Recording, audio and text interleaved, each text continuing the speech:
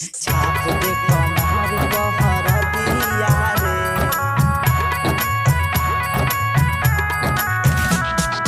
DJ Amit Tiwari अपहर।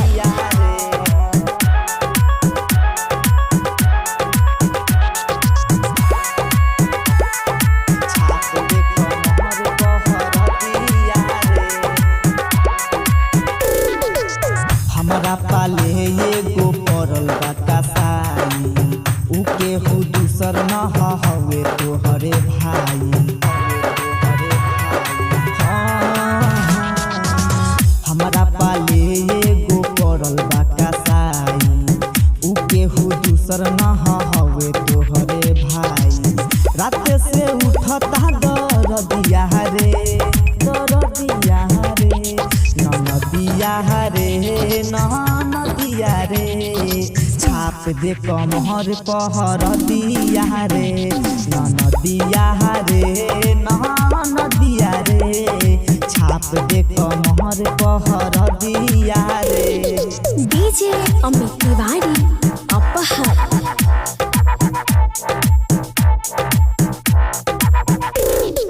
छाप दे कमर पहर दिया रे।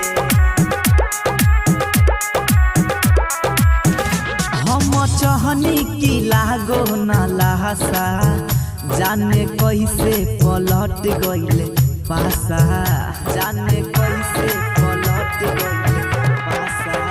पके मीठी मीठी बात फुसलाइली हले, फिर आपन असहर देखाई दी हले।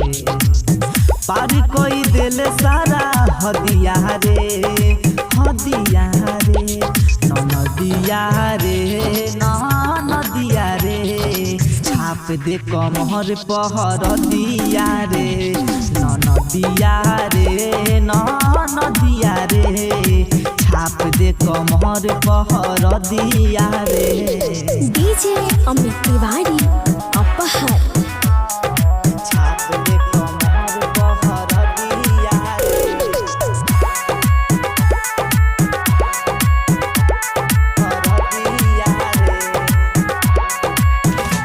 अभी बारू कुवार तू का बुझबू, जहिया होई बियाह तहिया जुझबू, जहिया होई बियाह तहिया जुझबू। तू त हमारा पर झूठो के खीस बरले, ताहर भैया त हमारा से 20 बरले। बारे सूजी तऊ दम दिया रे, दम दिया रे, नदिया रे, नदिया रे। छाप दे कमर पहर दिया रे, नदिया रे, नदिया रे।